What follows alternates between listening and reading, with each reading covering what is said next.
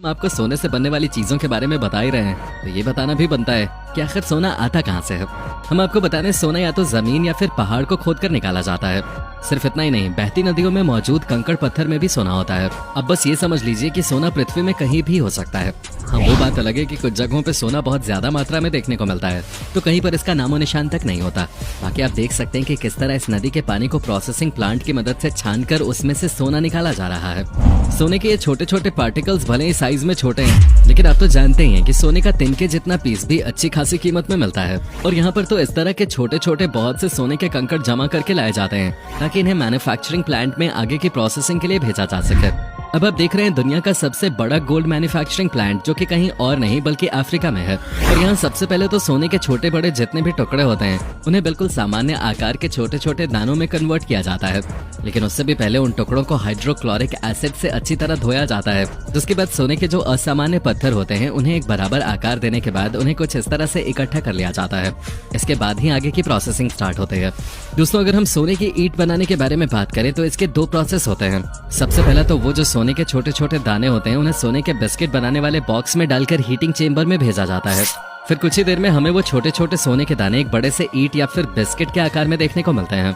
लेकिन इसे छुआ नहीं जाता क्योंकि ये हीटिंग चेंबर से होके आते हैं। इसलिए इन चमकते सोने के बिस्किट को उठाकर ठंडा करने के लिए पानी में डाल दिया जाता है और फिर पानी के अंदर इनकी अच्छी तरीके से सफाई की जाती है और धुलाई भी होती है ताकि इनके अंदर और भी बढ़िया तरीके से चमक आ जाए। जब सोना ठंडा हो जाता है तो बारी आती है इसके ऊपर हॉलमार्क लगाने की।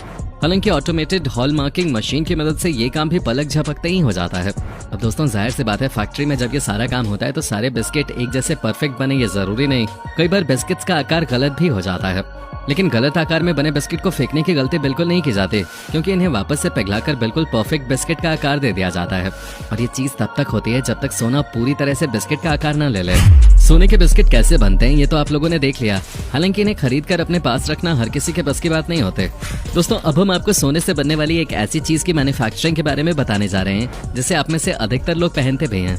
जी हाँ, हम बात कर रहे हैं सोने से बनने वाली चेन के बारे में। पतली हो या मोटी, हर कोई सोने की चेन पहनना पसंद करता है।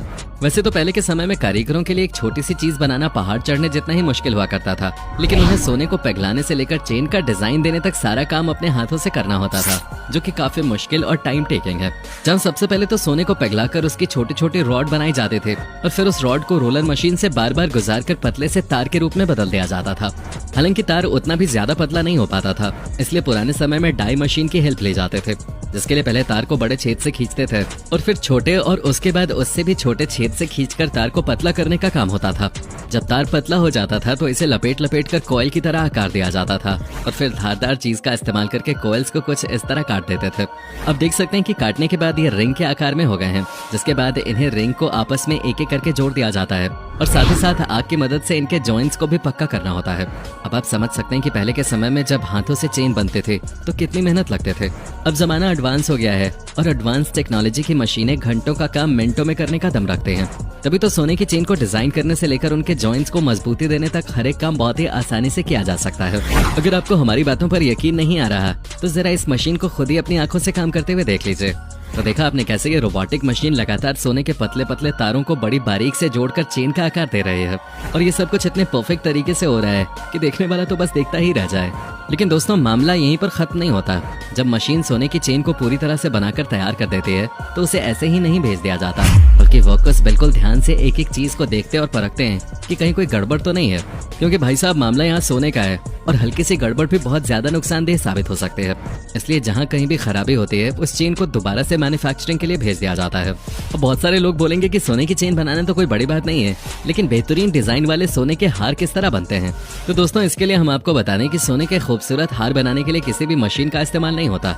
हार बनाने के लिए केवल हाथों की कारीगरी ही काम आती है, क्योंकि इसमें काफी बारीक काम होता है जिसे कर पाना मशीनों के बस की बात नहीं है।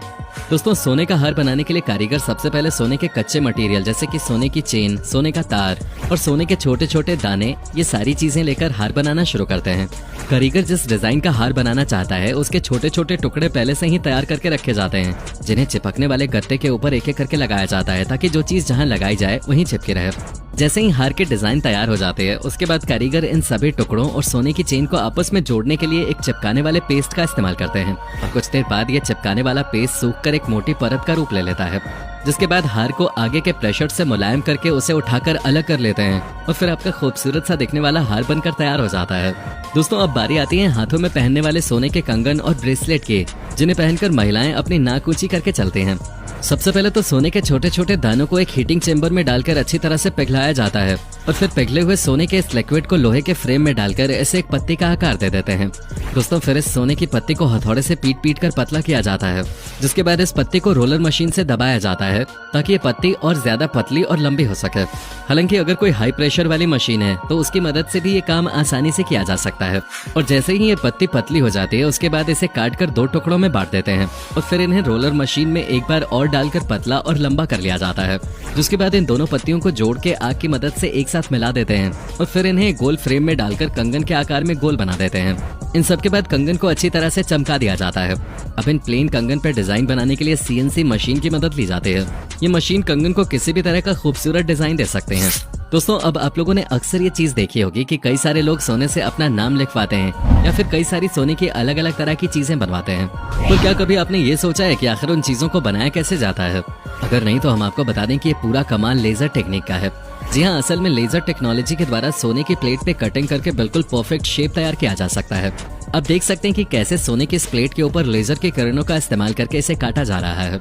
अब इस टेक्नोलॉजी की मदद से आप सोने के किसी भी खूबसूरत डिजाइन को बनवा सकते हैं, फिर चाहे वो डिजाइन फूलों का हो या फिर पत्तियों का या फिर किसी तरह की मुहर हो। यहाँ तक कि अगर आप सोने की प्लेट पे अपना नाम भी बनवाना चाहते हैं तो ये भी बहुत ही आसानी से हो जाएगा।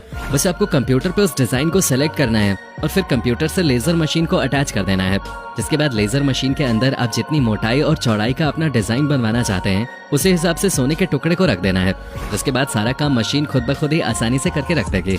वाकई दोस्तों, इस मशीन के काम करने का तरीका किसी जादू से कम नहीं लग रहा है। तो दोस्तों, उम्मीद है आपको सोने से भरपूर इस वीडियो में काफी मजा आया होगा।